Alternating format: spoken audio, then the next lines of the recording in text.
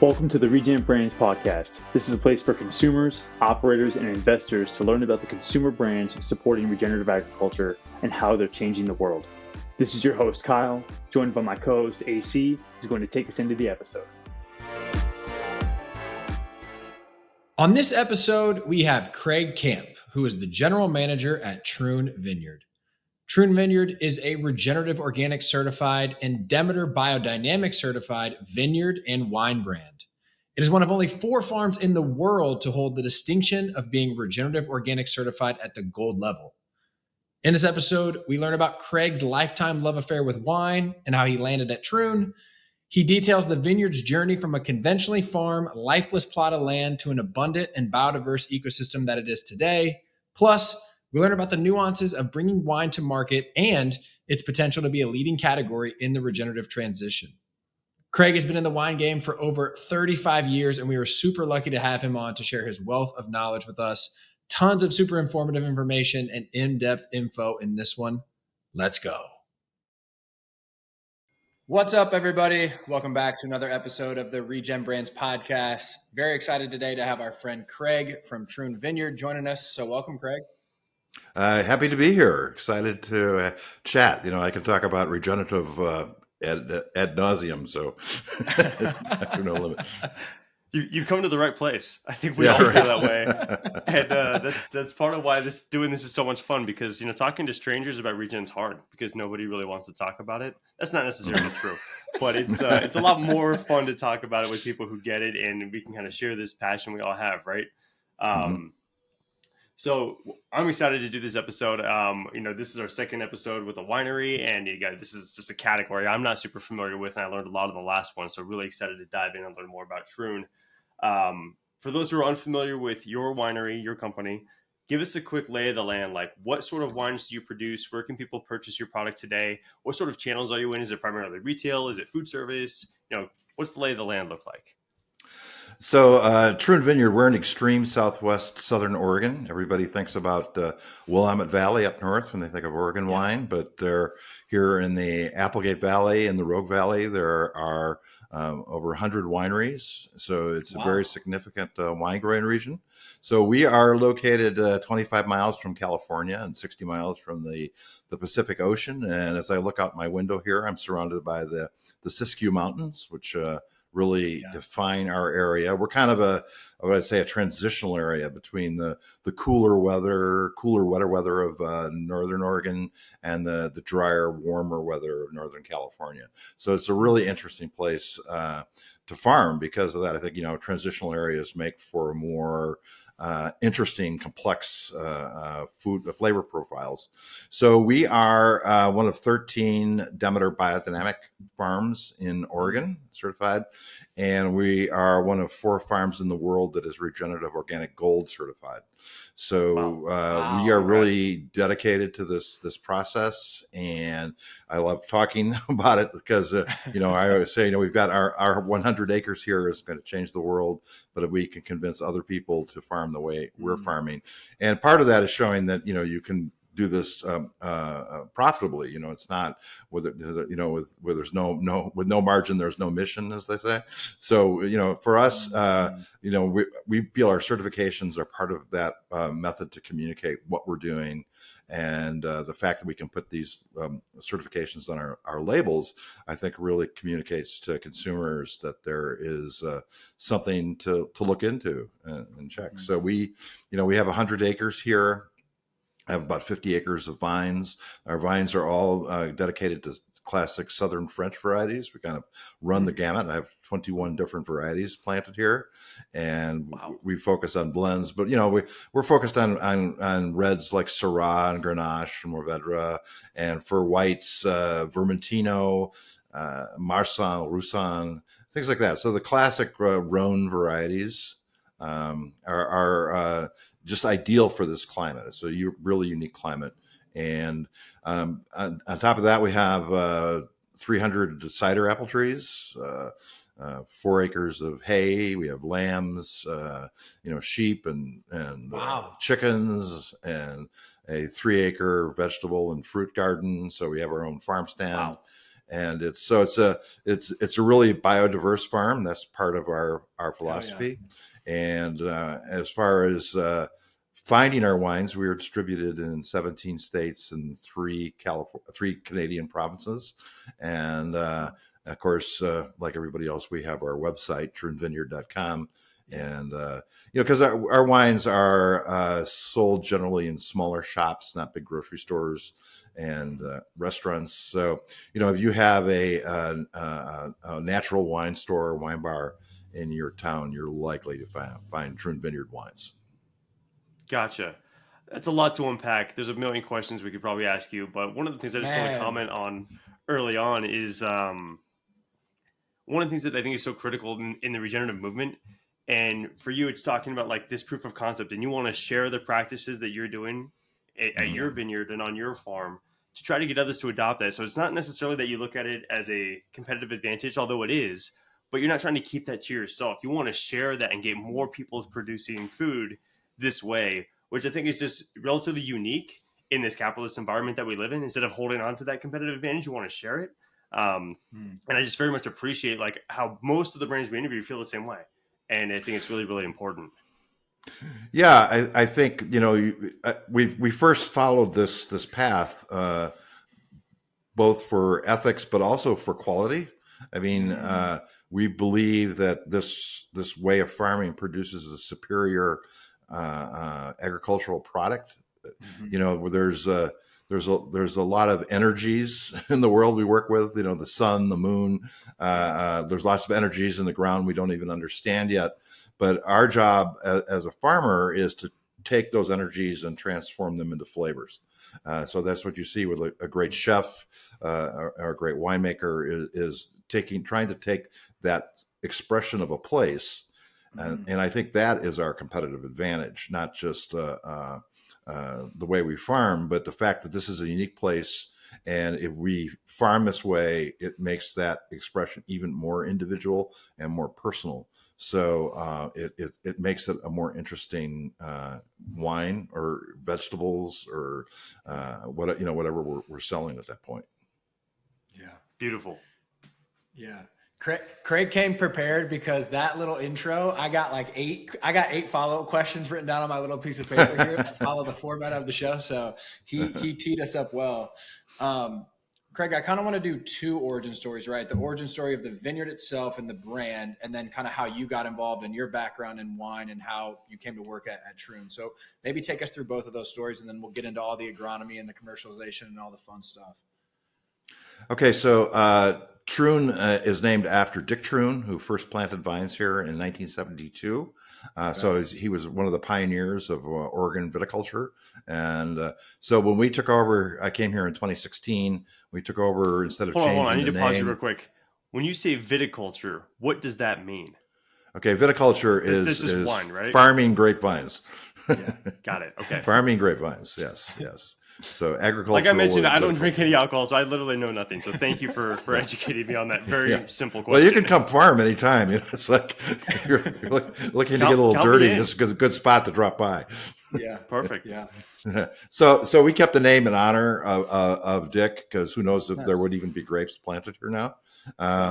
But as a pioneer, we wanted to honor that history, and so we immediately began the transformation. At that point, it was conventionally farmed and with all of the results that you normally get. So extremely compacted soils, a lot of plant diseases, things like that. And so I immediately shifted to biodynamics because I felt you need a framework, I think, to attack a problem. Mm-hmm. And by working within this framework, it gave us a base to start from. And then, like everyone else, then you build it into an individual practice for your farm. Mm-hmm. So that's the direction we went. And we've had tremendous results. I mean, I could see the results right away.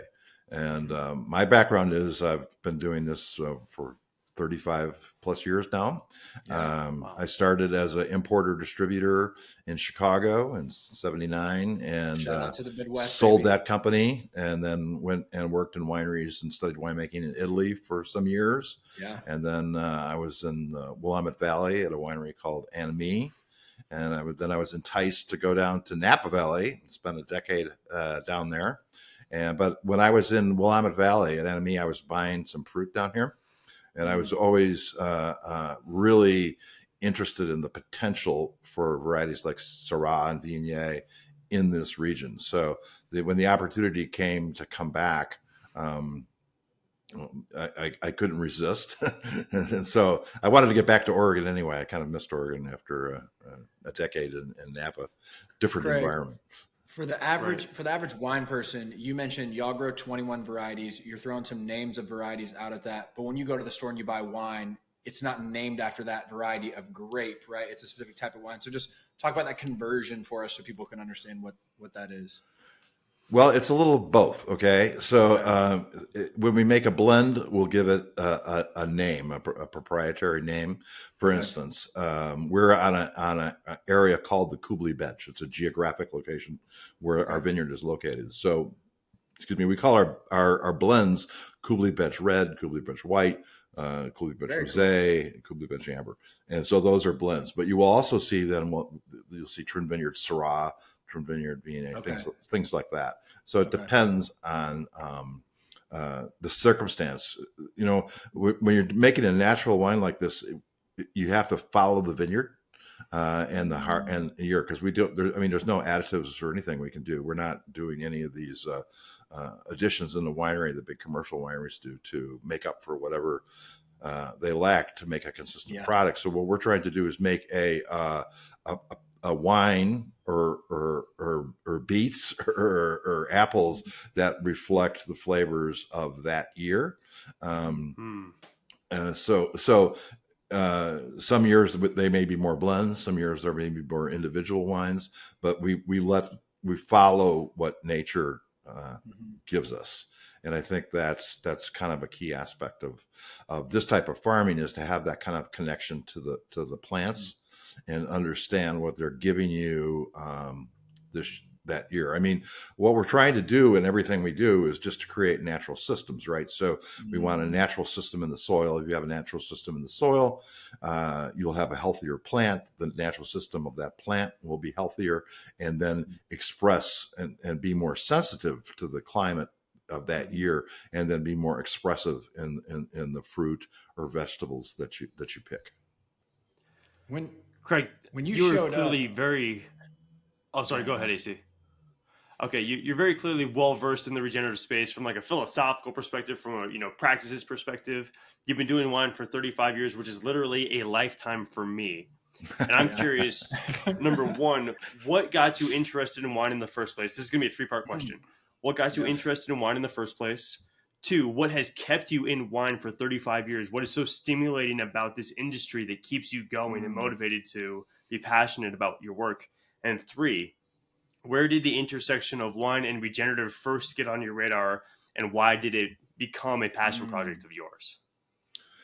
Well, I got into wine because when I was in college, I spent a semester in Europe, and I studied in Salzburg, Austria, and started tasting this thing called wine, which I did not exist in my my youth. And then that's the summer after I hitchhiked around Europe for the summer and spent a lot of time in France, and would buy bottles of wine, and those were the days of hippies. You'd buy a bottle of wine, you go to the park by the Eiffel Tower, and somebody would have some meat, and you'd have wine and bread. Create a meal together. Awesome. So, but then I came back to the United States, and I went, feeling incredibly sophisticated because I'd spent time in Europe, and I went to the store to buy a bottle of wine and realized I didn't know anything or what to buy. And I bought a book. There was the Signet Book of Wine by Alexis Bespaloff, which was kind of like the intro book at that time. And I was when I got out of college, I was a journalist for a while, and so I went down the rabbit hole. Then I read everything, and I ended up teaching classes at a community college, and I dumped journalism, and with a partner, Sam Levitt, we started a distributorship importing in Chicago with no money. So I don't think you could do that anymore, but in those days you could. Yeah. And everything. What was the other questions again? So that was a great overview of like what got you into wine. Awesome story. Yeah. Part two is what has kept you in wine. So you got your feet wet. For me to think about doing anything for 35 years is incredible. And then the third part is, when did regenerative or biodynamic or Demeter get on your radar, and why did that become such a passion project, and how did you start applying it to the work you're doing now in the States? Well, what's kept me into wine all these years is that it's a very deep subject. It's involved very much in geography and history, and obviously agriculture and science, and it's a unique product in the sense that it can express a place so clearly. You can taste a Syrah from France and one from here and one from California, and they're each totally different expressions of the same variety. And I find that endlessly fascinating. And I think it's like anything else. Once you dig deeper and become more experienced, it becomes even more complex, and you start to look at all these options. And I suppose fundamentally at the end, it's that connection to the soil. I grew up around dairy farmers, my uncles and my grandfather, and I was an indentured servant as a teenager on their farms. So that's why you went to Europe to drink wine.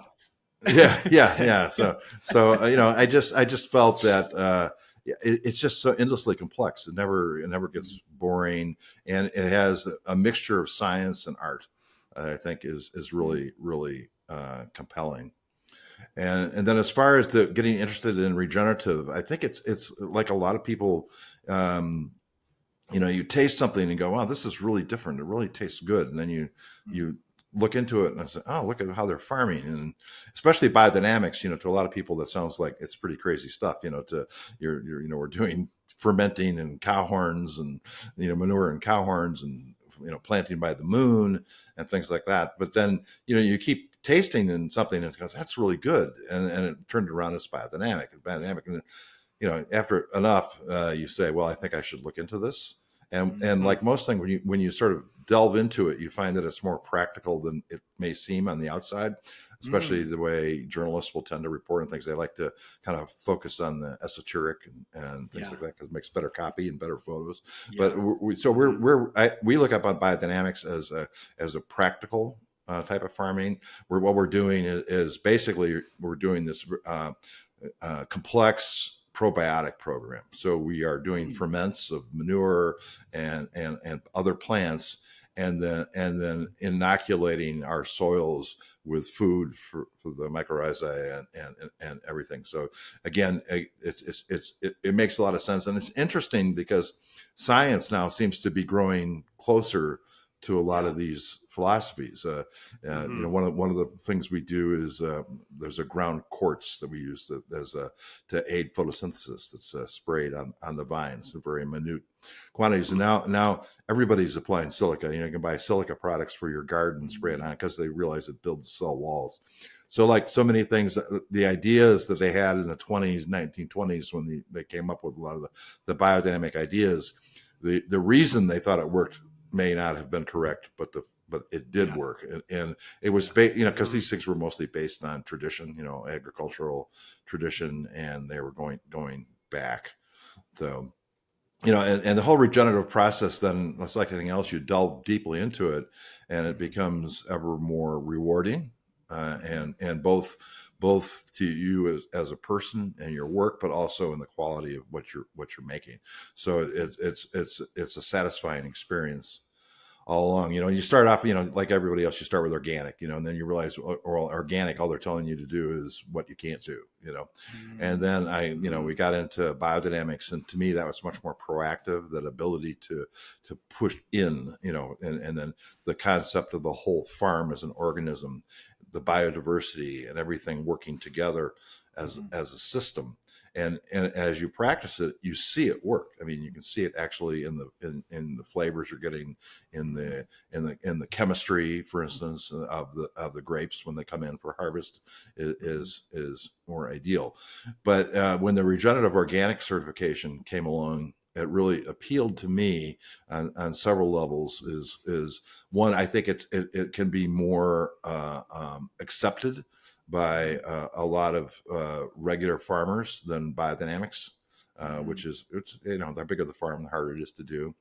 And so I think, regenerative organic is something that can connect with more farmers. Also, their dedication to social fairness and the humans. I mean, when we're talking about regenerative, we're talking about all the time the soil, the plants, the animals. Right. Well, the humans are part of the whole farm too. So you have to have that element of social justice. Really appealed to me because, as we all know, there's a lot of mistreatment of agricultural workers, not just in the United States, but other places. So regenerative organics really been taking off, and biodynamics tends to be more focused. Most people are know biodynamics from wine because we can put it in a bottle and ship it around, as compared to radishes or something like that. So.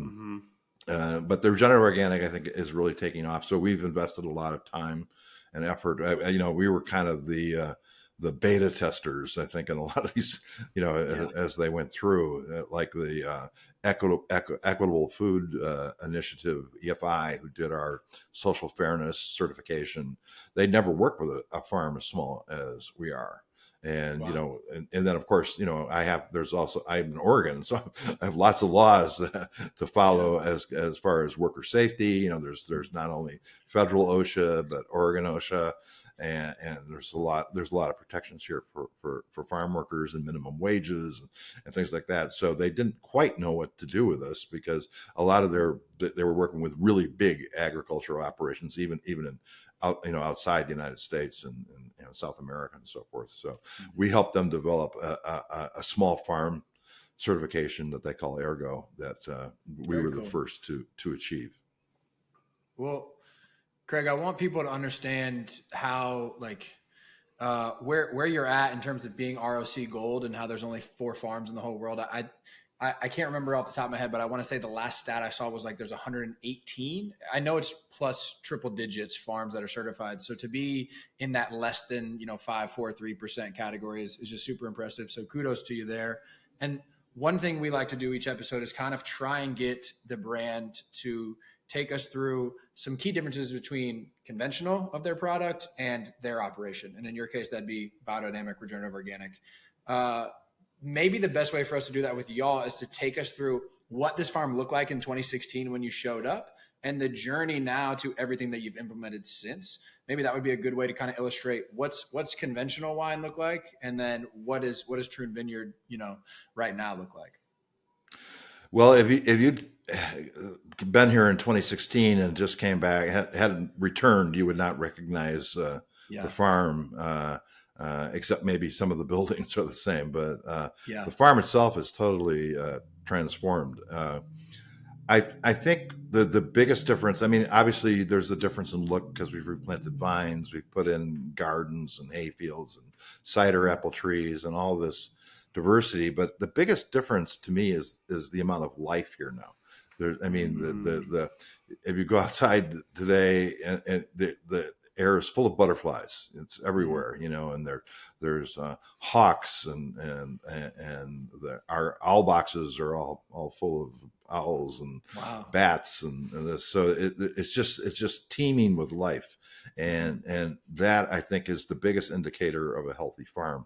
And when I came here, it wasn't. It was I didn't think the birds were landing here anymore.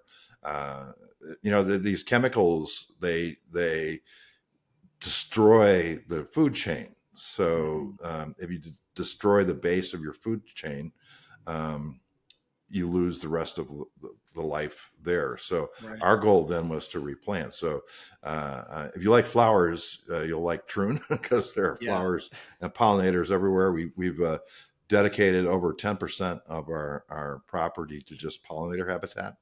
Wow. And but again, there's an idealism to it, but there's a practicality to it. Is that having a pollinator habitat, it helps bring in positive, beneficial pests. We call them insects. Are not pests. We like them here, but so you don't need the chemicals. So you're just trying to do that. So you get the beauty and the life, but also then it goes back to that natural system that you're trying to create. And if you have that system running, it's you don't need all these other additives, and that goes for the wine too. If you talk about the winemaking is it's kind of an old cliche, the wine is made in the vineyard, but in our case it is, because there's really there's so little we can do in the cellar other than make sure everything's spotlessly clean, and that we're monitoring everything, because so we're doing native yeast fermentations, most in a commercial winery. So what they would do is pick the grapes and whack it with a bunch of sulfur and kill everything in there, and then introduce a single cultivated yeast, and then often they would there's all sorts of additives they can add too, for acid. They can add sugar, they can add things for color. I mean, it's just more an than endless 70 range, according to the last episode we had on. Yeah, is it 70? Okay. I'm not real familiar with them all. So yeah.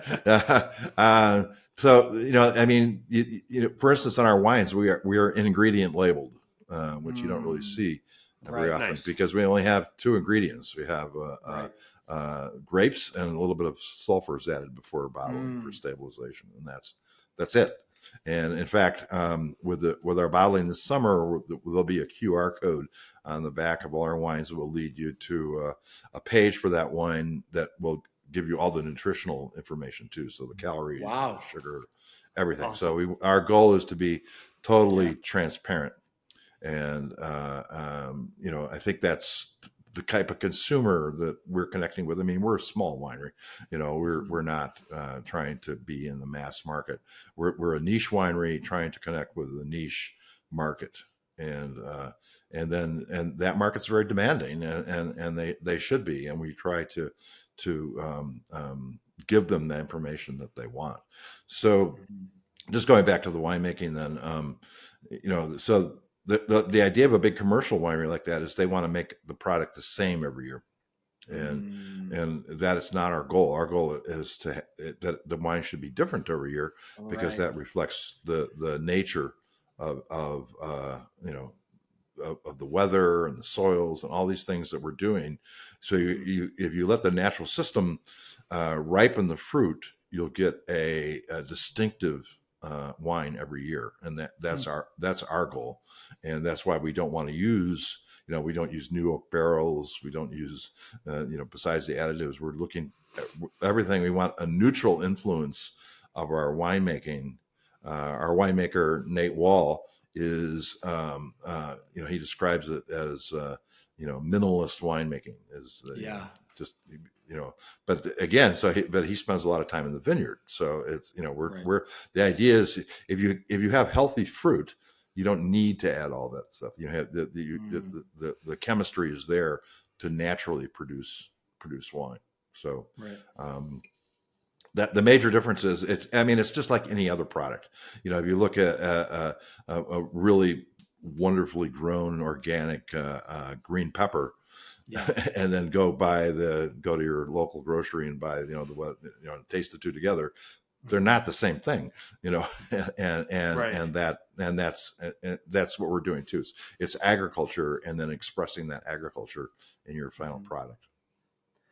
I think that's a really good point, and I think wine is uniquely positioned in the fact that it is a regenerative product in a package with a brand that allows for the expression of a specific place and time. Right. That unlike most other CPG brands, they don't have that kind of variability, right? If I'm buying crackers, I expect my cracker to taste the same, year 1, year 2, year 3. It's not like there's a different varietal of cracker that comes out like, oh, this is a 2017 vintage. It's going to have a little bit of these notes that are differently.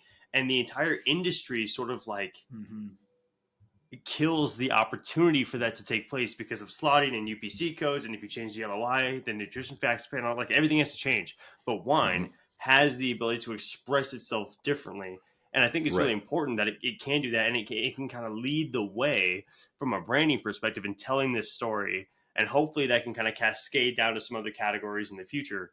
So I just want to comment that I think wine is really uniquely positioned to get people to understand what regenerative is, why it's important, and things like that.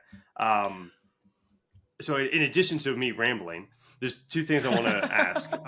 Number one is, you mentioned the science is starting to back up that some of these practices are taking place. You mentioned the chemistry of the grapes a couple of times. What have you seen from a scientific perspective that validates your, thesis, your experience that biodynamic and regenerative is the way forward? And how does that science compare with conventionally grown? Is there specific chemical panel differences?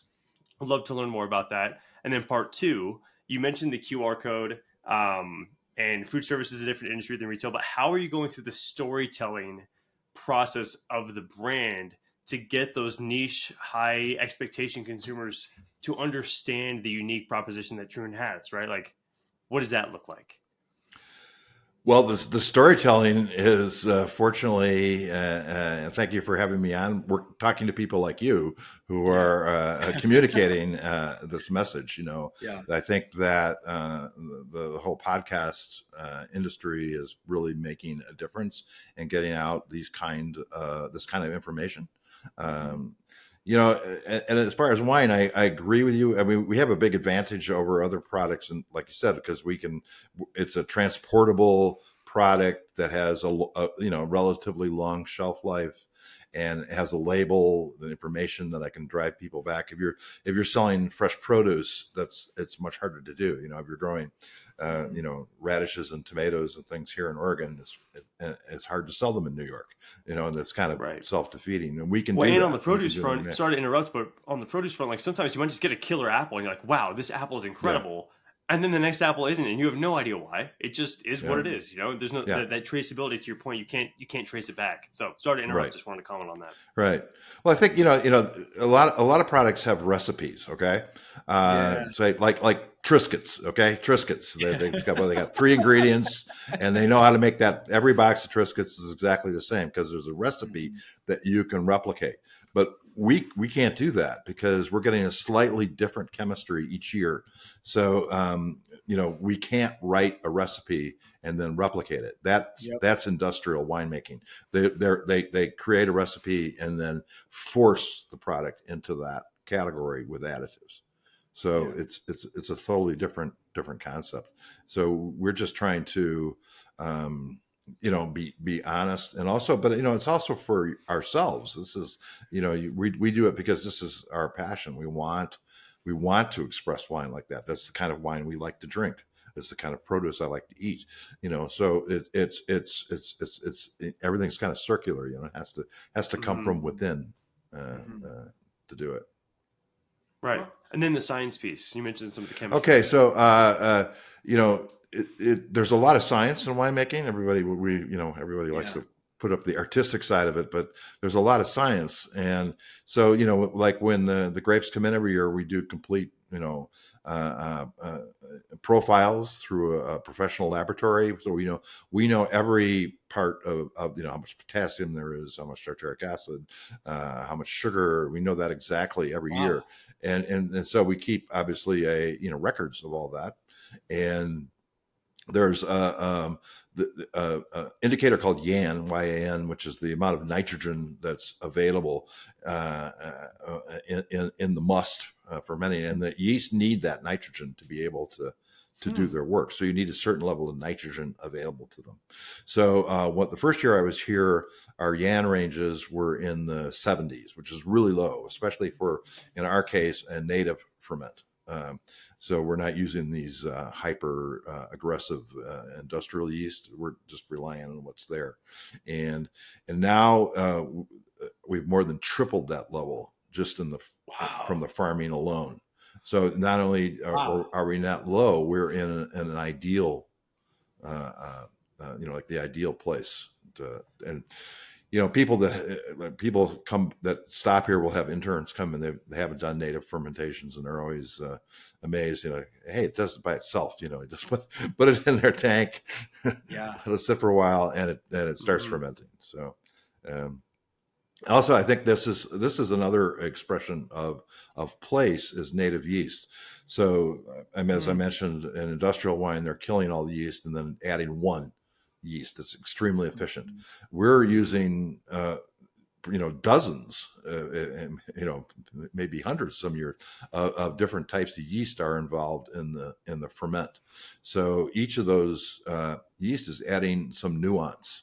And yeast make alcohol, and they do that as a way to outcompete the other microorganisms. So they make alcohol to kind of kill off the other microbes, so they won't eat their sugar. But it's not a very good long-term plan for their life, because eventually they kill themselves. But so a lot of these native yeast will only go up to 5 or 6% alcohol, and then they die off, and then the kind of the classic yeast, Saccharomyces, takes over and does.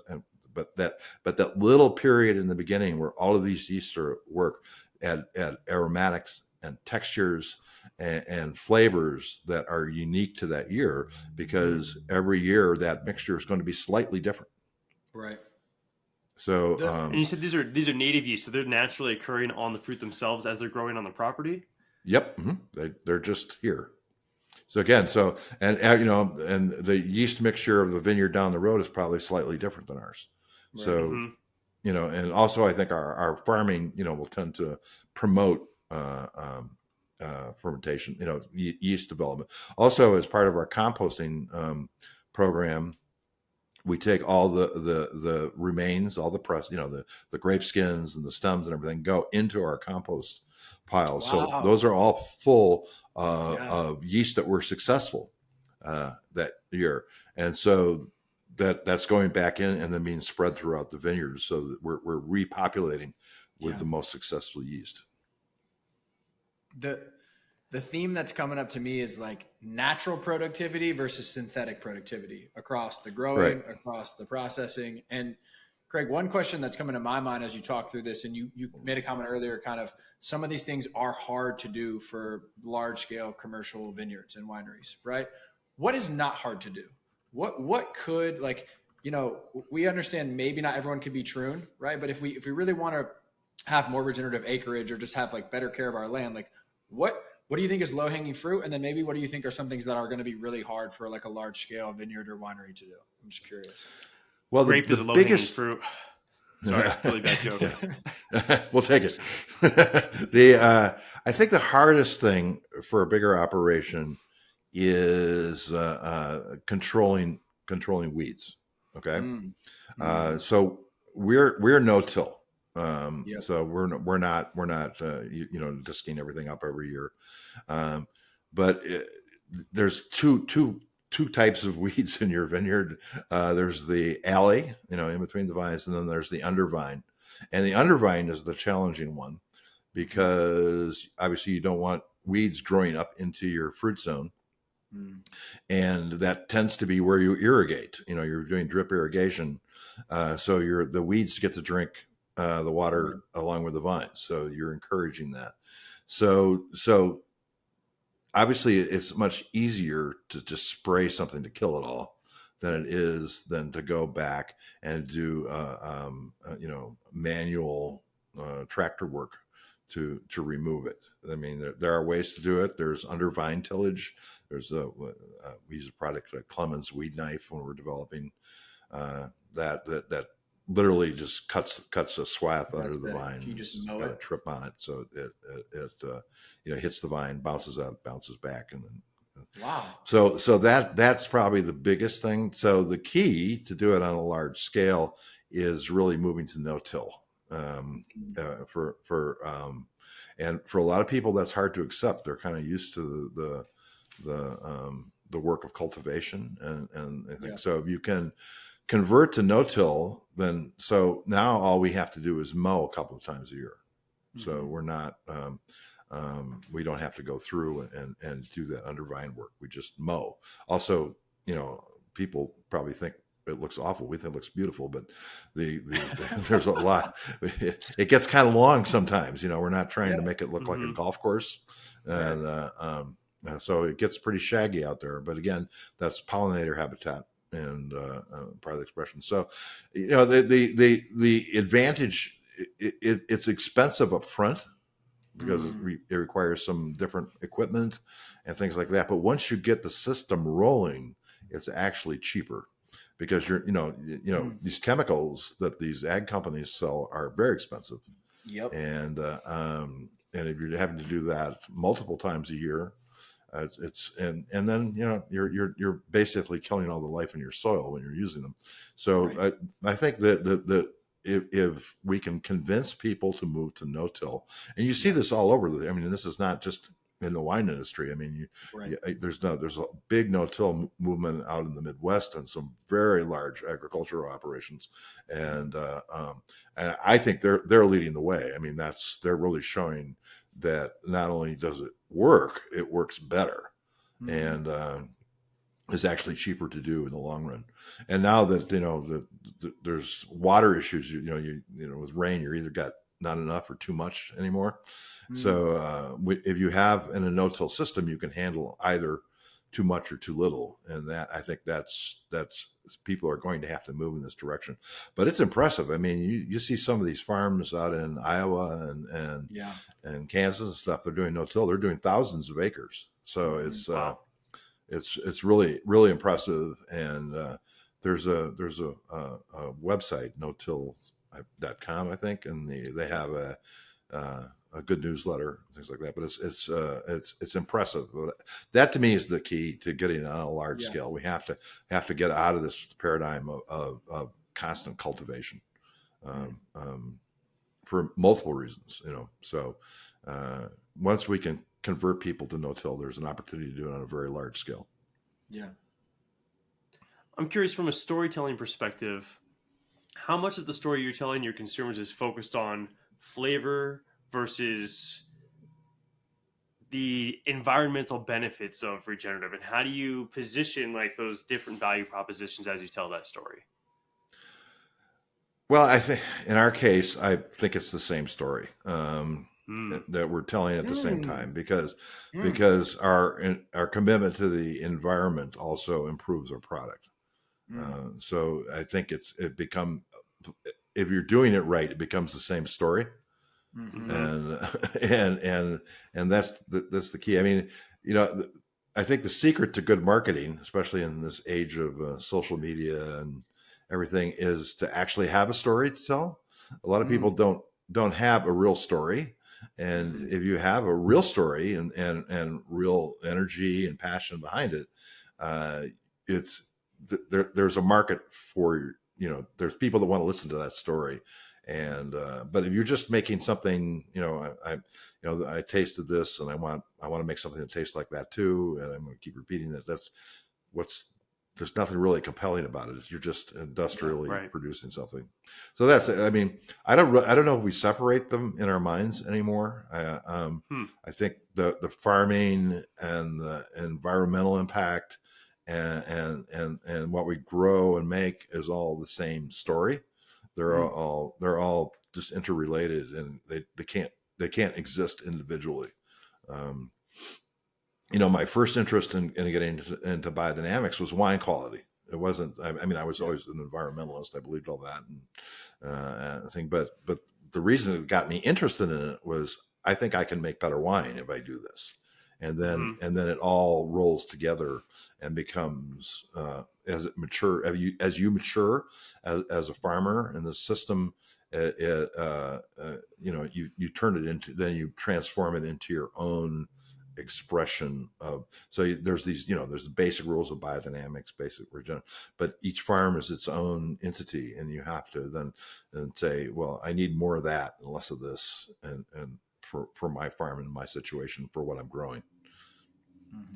Yeah, I think that makes a lot of sense. And I think, as a consumer, my journey into regenerative was, I think, the same thing. Really, it was about how do I find, I guess, flavor and health are different. I was like, how do I find the healthiest product? And that led me towards regenerative. And then it's like, oh, this is also beneficial for the earth, right? And but I don't think flavor and health is different. I mean, one thing that they've found out is that if you look at the nutritional levels in regenerative grown produce, it's better for you. They're actually measurably healthier for you to eat. Besides not having that's exactly where I was going. And I think that's what's so compelling about regenerative is it's better flavor wise, it's better nutrition wise, it's better for the environment. It's the trifecta, right? And there's so much data coming out. I've talked about this book before on the podcast. It's called The Dorito Effect, and it talks about all these secondary compounds in plants. And there's this amazing study that was going on in Europe, and it's these guys who are studying cheese. And they're trying to figure out what are the chemical compounds in cheese that make it so flavorful. And then there are people researching cheese looking for the most nutrient-dense cheese, but that led them to the same compounds. So to your point, like creating a more nutrient-dense product also creates a more flavorful product and vice versa. So it's this virtuous system where when we prioritize the right things over efficiency, we end up doing better for ourselves and for the planet and for general pleasure of enjoying food.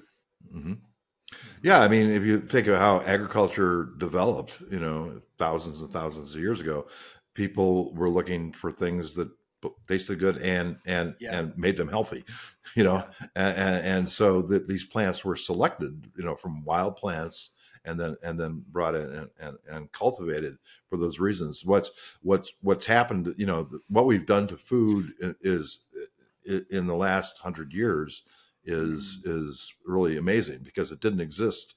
I think also Michael Pollan says, "Don't eat anything your grandparents wouldn't recognize as food." So I think that that's true. Is that you look at a lot of these types of products that are causing all these problems now, they're only maybe decades old. Glyphosate and things like this has not been around that long, and it's been, but the damage has been incredible because of the amount of money to be made, and because they can patent it. I mean, this is what happens now, like with a lot of the natural applications we use on the farm. There's like now commercial brands coming up that are similar to like silica, for instance, and these companies, they don't want to sell something they can't patent. So, like the cowherd manure that we use, that we ferment, they can't patent that. So they're not liking that. But, they've really overtaken farming, the whole Roundup situation where they using genetically modified wheat to use with it. And then, they can't even make their own seeds. We make from our garden, we make our own seeds. We collect our own seeds every year. And they took that away from farmers because they patented the seed. And we have, I think my goal is always to not, if I can avoid using a brand name product on the farm, I will do that. Yeah. Love that. This is a total sidebar, and we're going way off topic, and Anthony's going to hate me. But fertility is an interesting issue. You're on a roll. You're on a roll today.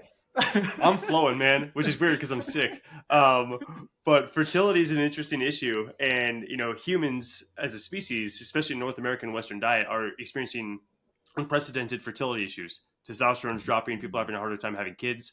And the food we're consuming no longer has the ability to reproduce on its own. Whether or not there's a scientific link there, I'm not sure. But to me, that's a very interesting thing. Like this chicken we consume, like, it can't produce its own offspring. It's crazy. So I'm done going down the rabbit hole. AC, you take over. Get us back on track.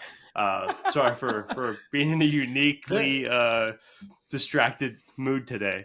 But that's true. Again, I keep using the phrase natural system.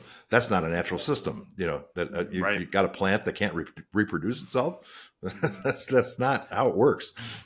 Right. When Greg, you mentioned earlier, there's no mission without margin. I love that. I love that quote. Right. And I want to do two things. For the person that doesn't have the back end B2B experience in food that the three of us have, I want them to understand the 3-tier system, right? And how alcoholic beverage products go to market.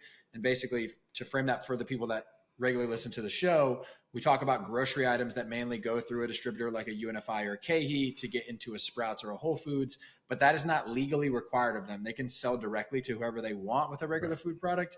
In the adult beverage industry, you have to sell through a distributor that's a third party that then resells the product. So I want you to just give a brief education on that, Craig, and then I want you to talk about, to me, wines have an opportunity to be at the vanguard of the regenerative transition because they have a higher percentage of non-commodity consumers, right? They have a higher percentage of consumers that give a shit about a lot of these things. So I want you just to do a basic overview of the 3-tier system and kind of riff on wine's ability to be a leader in the regen space.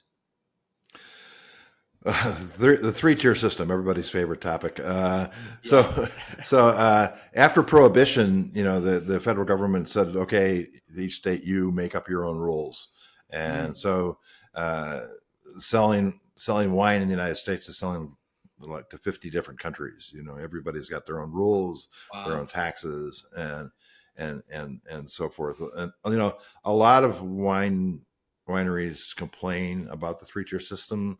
For us, I think it's really important, because we connect with the distributor then who has a salesperson who's trained that then can go out into the market and knows the type of accounts that would be interested in our wine and has the ability to tell our story.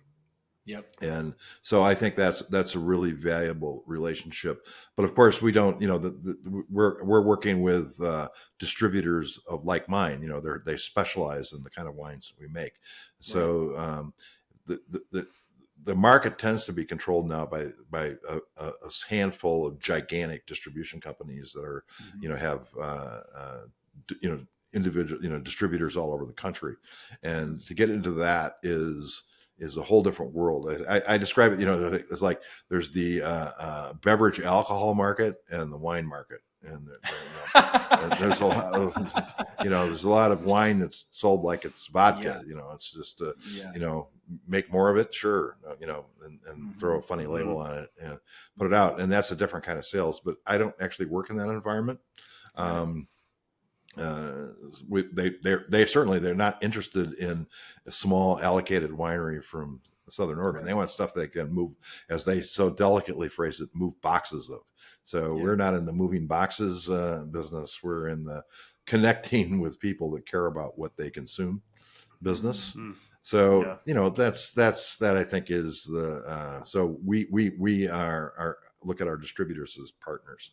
So, and it's me, and I have a national sales manager, and it's a big country. So there can only be so many places at a time, and it's expensive and to travel. So having that partnership is the key. So we're really close to our distribution companies.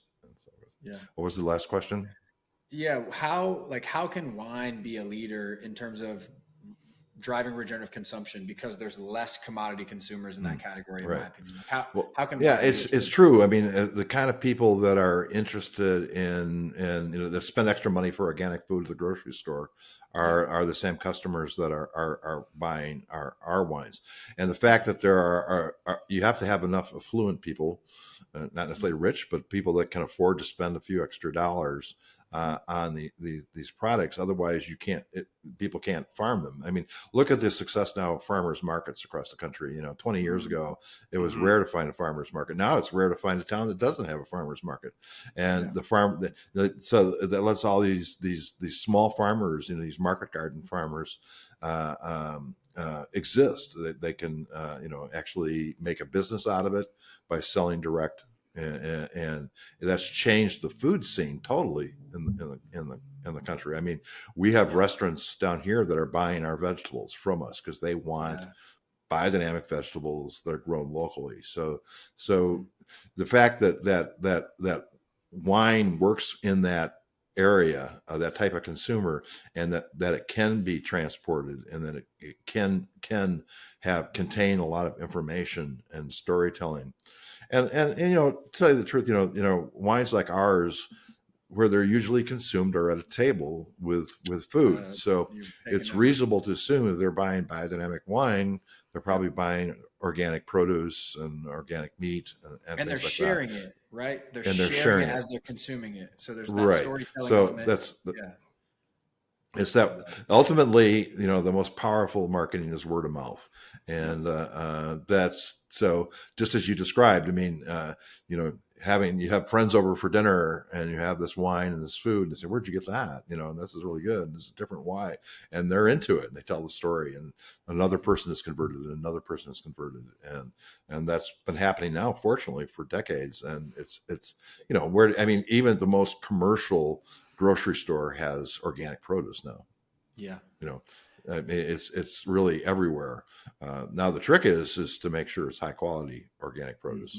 I think the That's where USDA organic falls down. Is that there's the salad in the plastic container that's in every food organic salad that's in every store in the United States. From the gas stations to the big grocery stores, and obviously that's not a very sustainable type of farming. But at least it helps keep people aware of. They're taking that step. They're paying a little bit extra, maybe $1 more to get organic, and it just builds consciousness. So I feel it's all interrelated with us. I mean, the people that are spending that money are our customers. The people that like our wine and understand why it's different are also then going to the farmers market. It's a very interrelated community. Yeah, totally. Craig, I'm curious, what does the future hold for Troon? Are you looking to, I think you mentioned 21 varietals right now, a variety of different blends that you all make.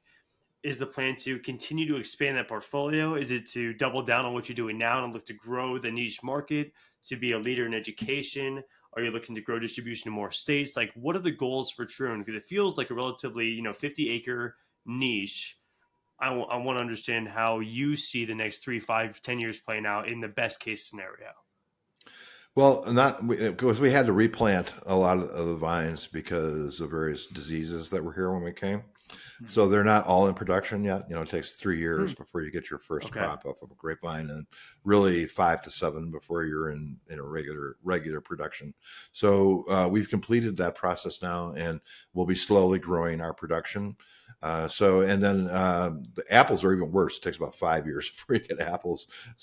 But eventually we'll get up to probably combining the cider and the wine about say 14,000 cases, which sounds like a lot, but in the scope of things is very small. 330 million Americans. I think should be able to kind of find enough people to buy my wine, and so I think we're at the point now where so we have all these new vines and we need to learn from them. Mm-hmm. So the direction we go will be based on where they take us, not necessarily like we've got this blend. I want X number of cases of rosé. I want X number of cases of red. We really have to now see what will make the best wine and let them decide the direction that we're going to go. So, and I honestly believe if we do that, we won't have any trouble finding a market. And,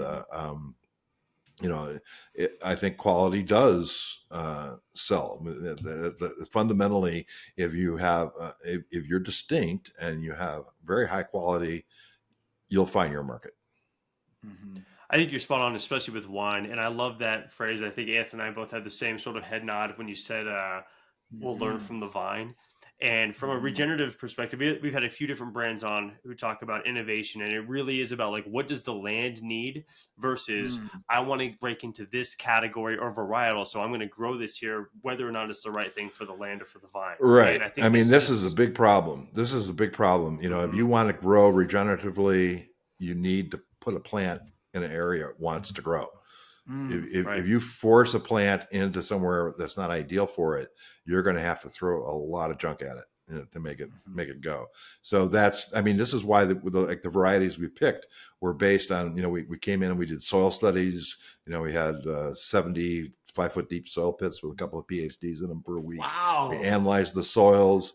We of course climate data and then our own knowledge to select the varieties that were for here, not because we wanted to grow Cabernet Sauvignon or Pinot Noir, which are much bigger, popular areas, but they're not ideal for here. So we did not go that direction. And I think that's a better long-term choice as a business too. So the combination of things is really important.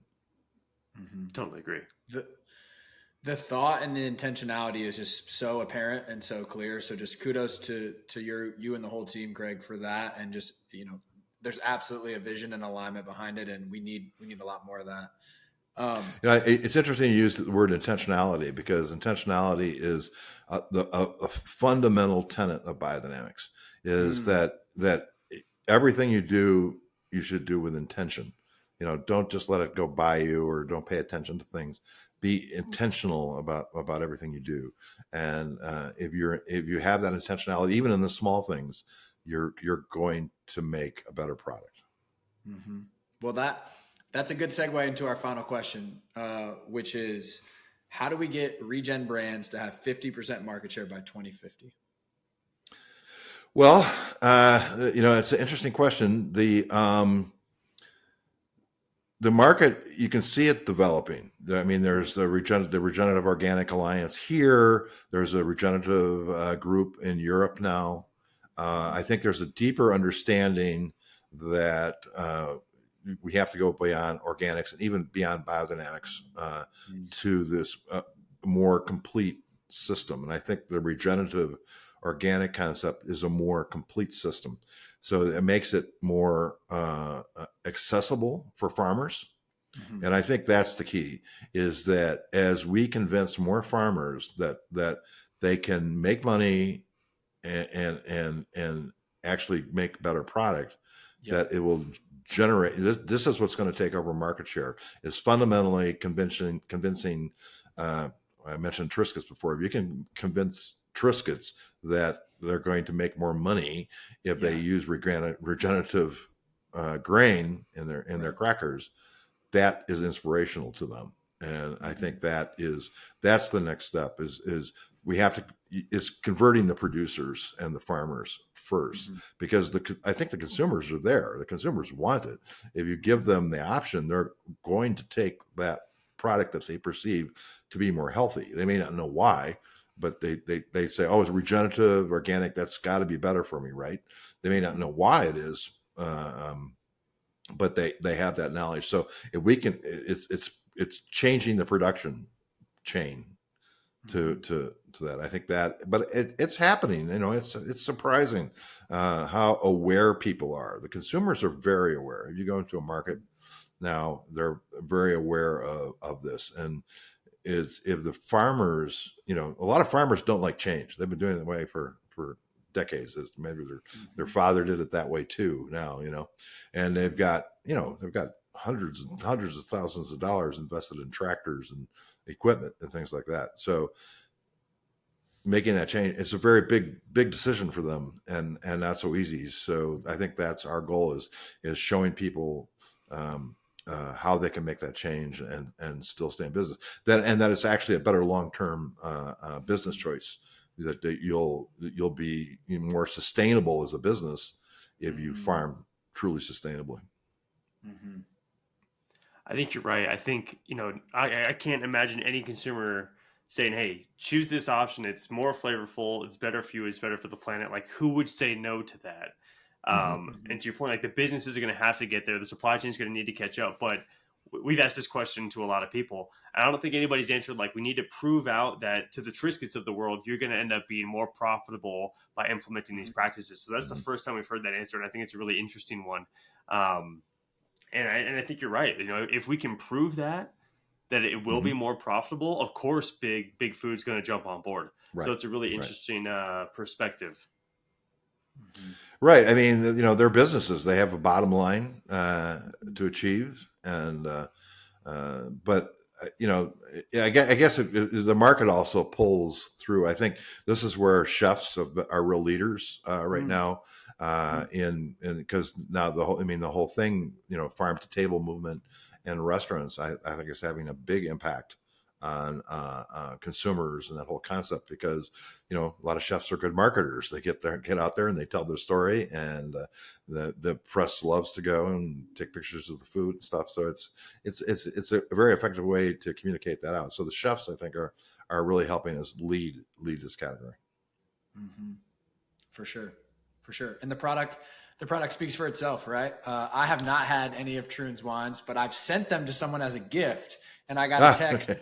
I got an unprompted text, best wine we've ever had, from the couple that I sent. Thank you. So, yeah, we're really proud of it. And we have two wines we call Druid's Red and Druid's White. And there was the name came, the original owner, Dick Troon, had given two wines that name, and so we kept he called them Druid's Fluid. We just called them Druid's Red and White, but we kept the name both to honor him, but the Druids, they believe that there's spirituality in all things, in all plants and things like that. And it's a very biodynamic concept. So we kept the name, but the goal of those two wines is to offer great value. These are, we want to keep the price down. We want to keep them very accessible and forward. And so each year it's a new blend that we create based on the vintage to give that kind of style of wine. So that we want to maintain that contact and make sure that people can afford the wines.